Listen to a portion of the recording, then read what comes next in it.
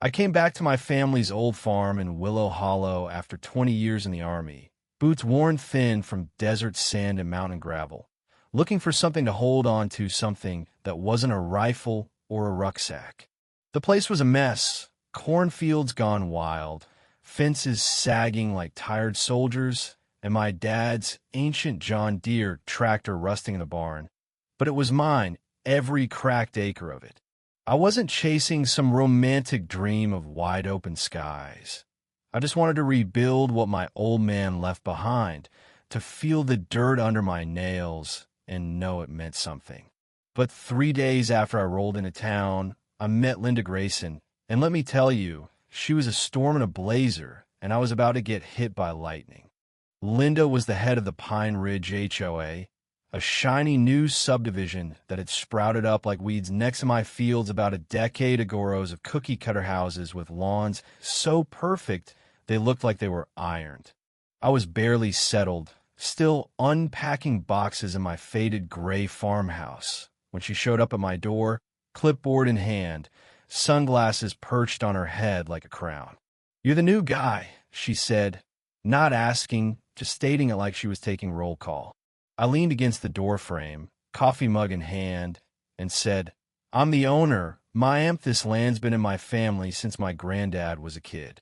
Her smile was tight, like she was biting back a lemon. "Well, I'm Linda, Pine Ridge HOA president, and we have standard your tractor, your equipment. It's an eyesore, and it's lowering our property values." I blinked, half expecting her to laugh, but she was dead serious. "This ain't your jurisdiction," I said, gesturing to the fields stretching out behind me. "This is my land, zoned for farming, not your HOA." She didn't like that one bit. Her lips twitched, and she muttered something about community expectations before stomping off, heels clicking like gunfire on her way back to her SUV. That was just the start. Within a week, I got a fancy letter slid under my doorknob mailed, mind you, hand-delivered, saying my tractor was a visual nuisance and citing some code that didn't even apply to my property. I tossed in the trash, figured she'd get bored.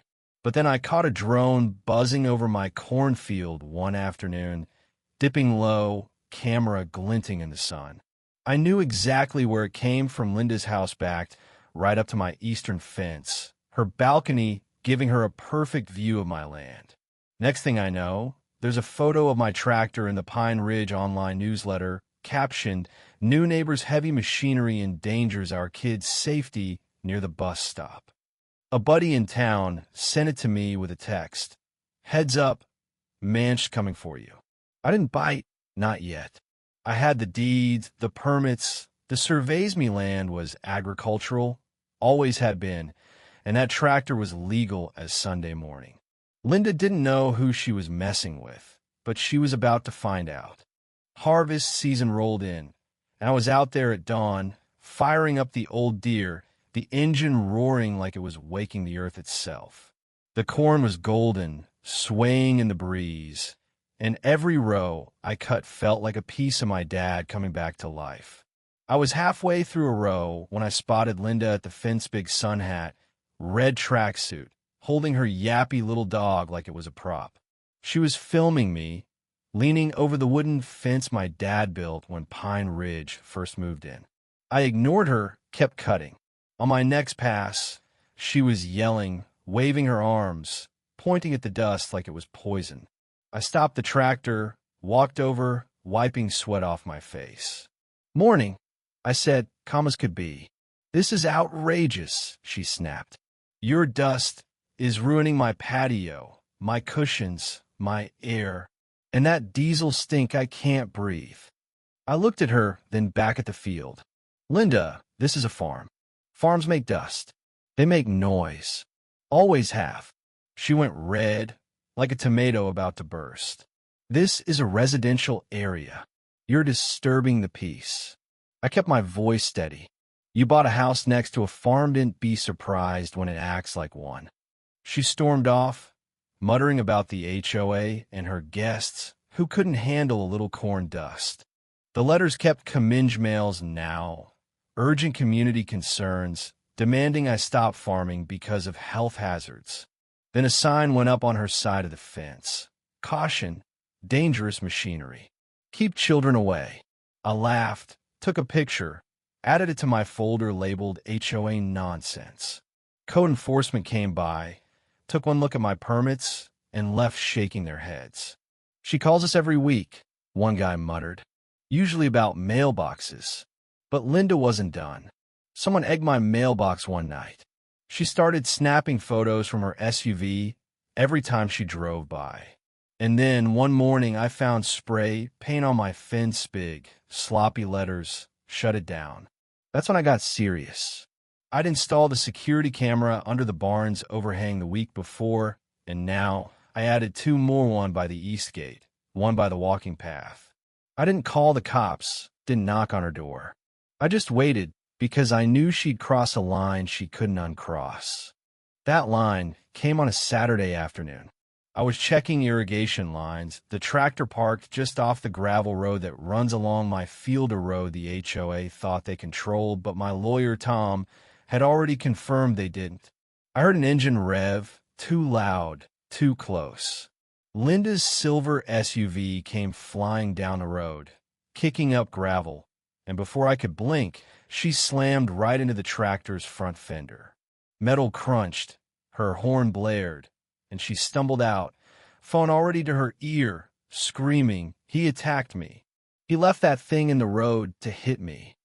I stood there, arms crossed, heart pounding, but face blank. Then she did something stupid. She grabbed a rock and chucked it at the tractor's windshield, cracking it clean across. "You're done. Farmer," she yelled, still on the phone with 911.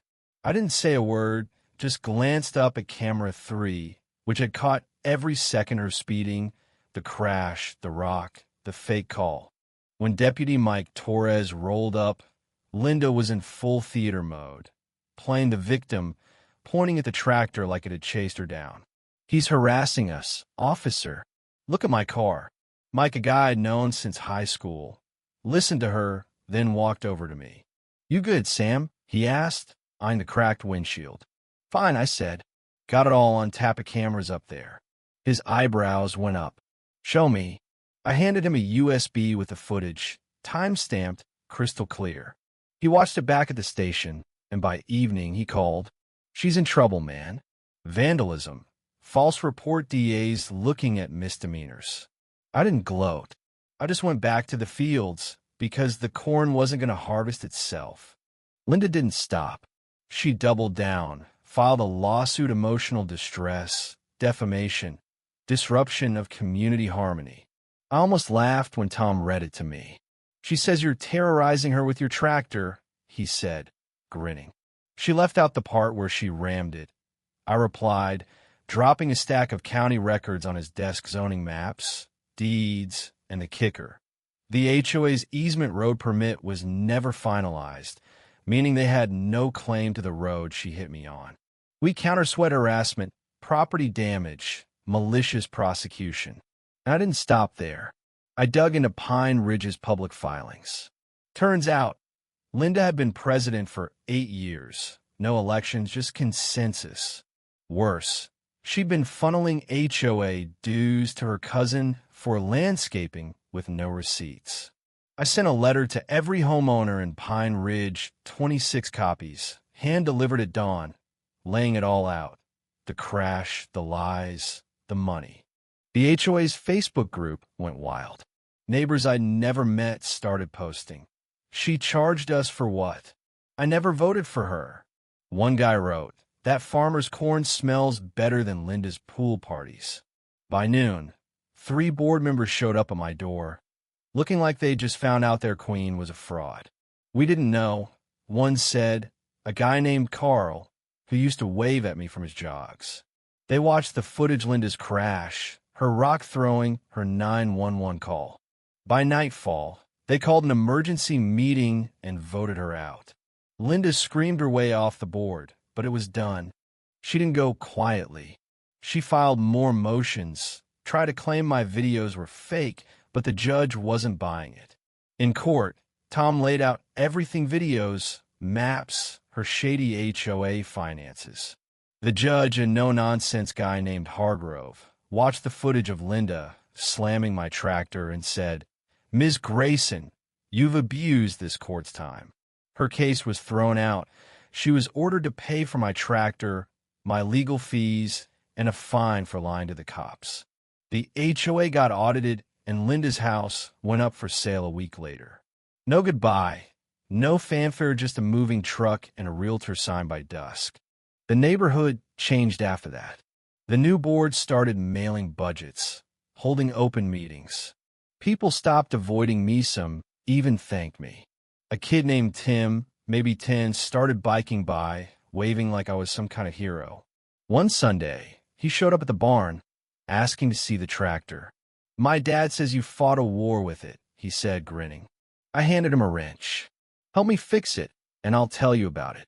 He did, and we talked. And for the first time, I felt like I wasn't just fighting to keep my land, he was part of something bigger. Standing on my porch now, watching the winter wheat sprout green under a cold sky, I feel a quiet I earned, not just for me, but for everyone who ever had someone like Linda try to rewrite their story. She thought she could bully me off my land, but she forgot one thing: roots don't bend in noise. They dig deeper. So, what do you think ever had a Linda in your life?